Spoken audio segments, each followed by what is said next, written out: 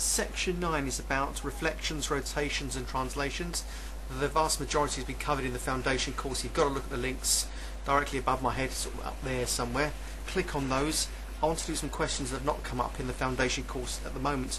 I'm not doing section 9.1, 2 or 3. I'm going straight into section 9.4, page 144, 145, etc. And it's all about transformations and congruence. Now recall that the congruent shapes are identical in every way. So for example, if I had two congruent triangles, you'll be looking at the corresponding sides being of identical length and the corresponding angles being identical as well. So therefore you'd have two congruent triangles, for example. Looking at page 146, this is question 1. It says draw a pair of axes minus 10 to 10, just to show you I've sort of done that. And it also says plot and join the point 04265634 and create a quadrilateral called Q. But I've already done that as well. That's the quadrilateral. It's not a trapezium, it's not a kite, it isn't anything, it's an irregular quadrilateral. So we'll just call it quadrilateral, hence Q, I presume. It then says draw R, the image of Q, by reflecting Q in the line y equals 3. Essentially, you draw the line y equals 3 and you reflect shape Q and make a brand new image called R. Alright, so that's that. So we're going to reflect the thing. Let's draw in a line like so. This is the line y equals 3. Just drag it across there and write it here. That's y equals 3. And what I'm going to do is just pause the video and reflect it, and I'll be back. Okay, so that's the reflection of the line y equals 3. Essentially, if you look at the point 04 there, it's 1 unit above the line y equals 3, so the reflection will be 1 unit below. Likewise, this point here, for example, the point 56, it's 3 units above the line, therefore reflection will be 3 units below the line, etc. It looks like it's been well reflected anyway, doesn't it? So that's R, the image of Q, after it's been reflected in the line y equals 3.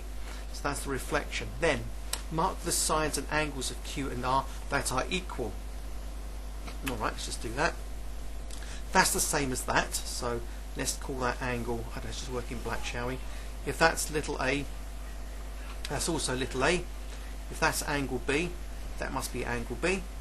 If that's angle C, this will be angle C.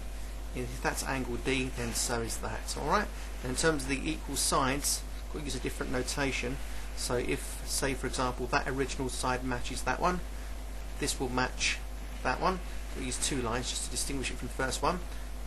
This one would be equivalent to that one in length, and this one, 4 little lines, will be equivalent to that one. Okay, go for another pause and then we'll reflect on what we've just done. The next part, part D, says now rotate R 180 degrees around the point 5,3. So 5,3 is essentially the centre of rotation. I'll just write it there for you.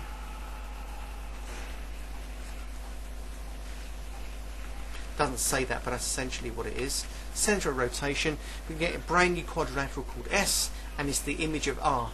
Whereas before R was the image of Q and Q is the original shape. Let's not get too complicated about this, but just look at the video several times. So we're going to rotate R, the current shape, 180 degrees, and the centre is going to be 5,3.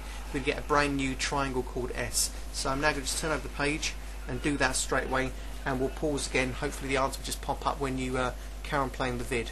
Right, so that's the rotation of shape R about the centre 5,3 to produce triangle S, or we should have called it S rather than R, the image of R rather. So let's just go for orangey again.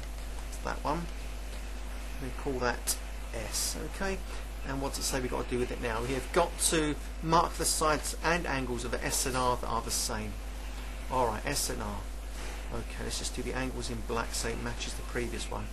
That's D, it's gone 180 degrees, so this has gone all the way around here to this side. So I reckon we're going to have a D right there, which makes this C.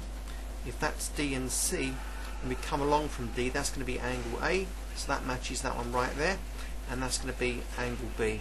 So let's mark the corresponding sides then in red as before. So the line between A and B is that one there. The line between B and C is that one there. Between D and C will be this one. And finally between A and D, the angle will be the angles between sorry, the length of these two angles will be that one just there, that side just there. So that's corresponding, that's beautiful. Let's see what it says what to do next. Describe the single transformation that maps Q onto S. Oh look, Q onto S. I can see straight away if I use a pretty blue line, I don't know, let's go for a rich red line. If I put this facility straight down here, straight down the page, there it is. That is the line. Get my pen facility going. That is the line x equals 5. And what we have got here is a beautiful reflection of Q in the line x equals 5 to be mapped onto S directly. So it's a reflection in x equals 5 to get mapped onto S. Let's just get the wording perfect. Describe the single transformation that maps Q onto S. Yeah, very simple. Reflection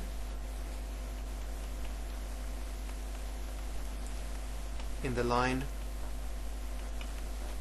x equals 5. I think it's quite easy to see that. Yeah, beautiful. And let's see what's next. Let's have another quick pause and reflect. It's very straightforward really. This is all about transformation and congruence. Copy and complete the sentence. Q, S and R. R, well, it took a long time to get here, but they all have identical corresponding angles and they all have identical corresponding lengths. For example, this one, this one, this one. So what word are we looking for? Congruence. Copy and complete the sentence. Q, S and R are congruent. Oops.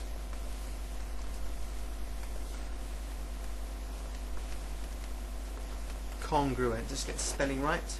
Yes. You don't have to say congruence quadrilaterals. No. The key word is congruent. That's all we're looking for here.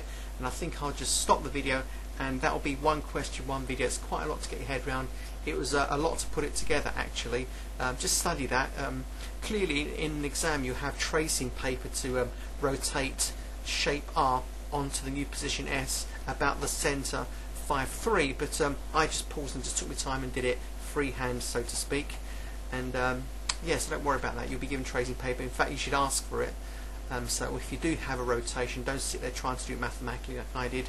I can't use tracing paper on the screen, but obviously you can in your books and your exam paper. So we'll pause there and stop that video, and that was question 1 done.